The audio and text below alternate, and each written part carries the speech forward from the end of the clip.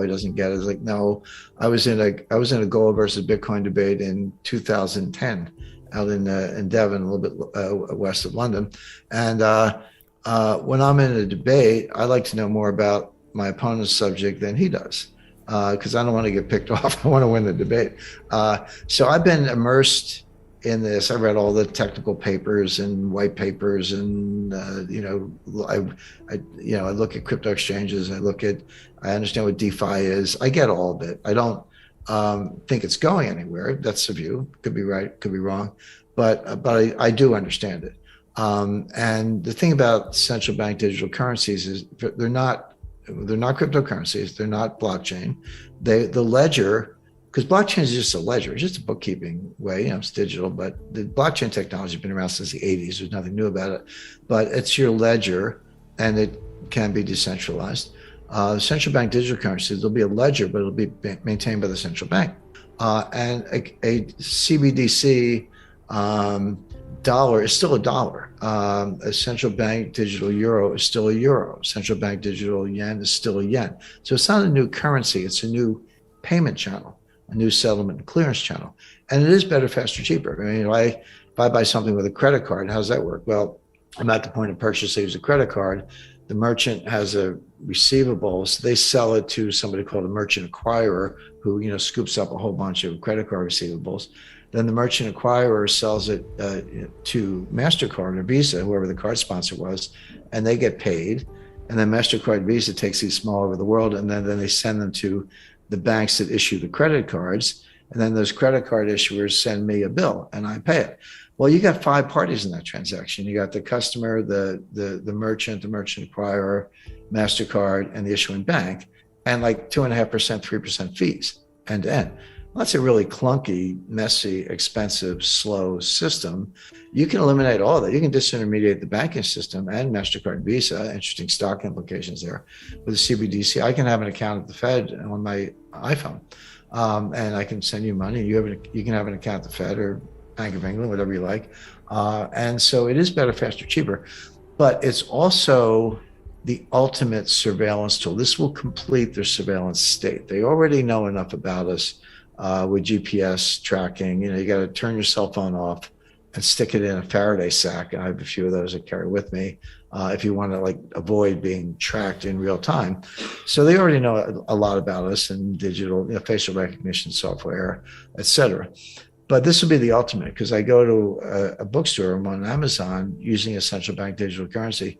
They know that I just bought a book called, Why I Love Donald Trump or whatever, And if you're the wrong political party, wrong political affiliation, give money to the wrong candidate, et cetera, oppose the regime in any way, they're going to know it in real time through your payment history. And they'll be able to, China, they're already doing this. I say stuff like this, Brian, and people roll their eyes like, oh, that'll never happen. I was like, no, you don't understand. It's already here.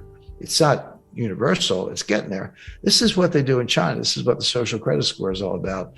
People can't send their kids to colleges, can't buy a plane ticket, can't buy a train ticket, et cetera, because they have a low social credit score. It could be they were caught smoking, but it could be they tweeted something that was like anti-Xi. But this will come to Europe, Japan, and the U.S. And don't believe anyone who says, well, yeah, we could do that, but don't worry, trust us, we won't do that. Nonsense. The government never gives up power, never misses an opportunity to get more power. Before we continue, help us clicking that YouTube like button and subscribe now to our channel. This shows the algorithm that you valued this information. And it helps us spread that message. Sharing is caring. And now, let's continue. So that's where central bank digital currencies are going. As far as cryptocurrencies are concerned, I studied it I've studied it for kind of 12 years at this point, but I wrestled with it. It's like, okay, I read all the technical papers, I get it, I look at the charts, I hear, but I can't really understand it. Like, what's it all about? Because what's happened is that an ecosystem has been created around, I'll say Bitcoin, but it could be some other cryptocurrencies. And there are exchanges, there are custodians, there are hedge funds that, buy and sell these things. There are analysts, there are charts, there are technicians. The entire ecosystem of Wall Street has been wrapped around Bitcoin with one difference, which is there's nothing there. At least if I'm analyzing Tesla, maybe you like it, I hate it, whatever. We can have a good debate about Tesla or Netflix or anybody. But at least there's like a real company there doing something where we can argue. And then the ecosystem of custodian, settlement, clearance, brokers, all that stuff, technicians, charts, wraps around something that's when I say real company, it doesn't have to be tangible. Amazon's not very tangible. It's a real company, but there's like no there. Where's the kernel of the thing? And it's not there. So there's no use case other than, like tax evasion or money laundering or something. So how to understand it? And I didn't really get a grasp of it until I did a really deep dive. And I'm talking years of study and, like 20 books on communications theory. And in particular, the digital environment. Marshall McLuhan said when they put Sputnik up in, I think, 1958 or 59, he said the entire planet became a human artifact because we were wrapping the planet in aluminum. That was it. But it was right. And they say, they're saying we don't know who discovered water, but we're certain it was not a fish. Because a fish is in water. When you're immersed in something, you don't know it's there. You got to take the fish out of the water, and the fish goes, "Hey, where's the water?" But when you're in it, you don't know it. You're immersed in. We're immersed in an electronic environment, which is acoustic, tactile, non-linear. We've been reading for 2,500 years since Plato, reading books. But now all of a sudden, that doesn't matter. I mean, you can't go to a restaurant without hearing hip hop on the speakers. We're immersed in this digital electronic environment, and cryptocurrencies are part of that. So they're actually hallucinogenic. Everyone sees what they want to see. And then when you think about it, let's say you're 25 years old. I've seen data on what percentage of the age group of the cohort own Bitcoin or other cryptos, by cohort. And the lowest, over 60 is the lowest. There could be big account. This isn't a dollar thing or a dollar equivalent thing.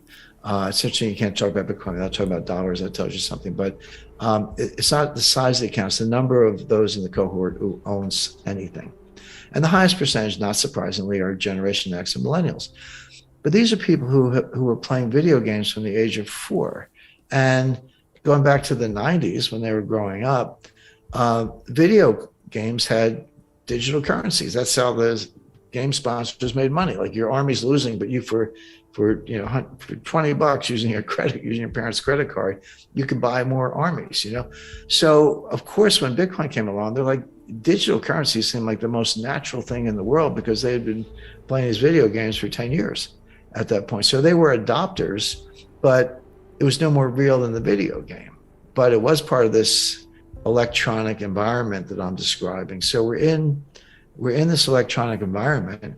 It's an acoustic tactile world. So what are the characteristics of that we should look out for?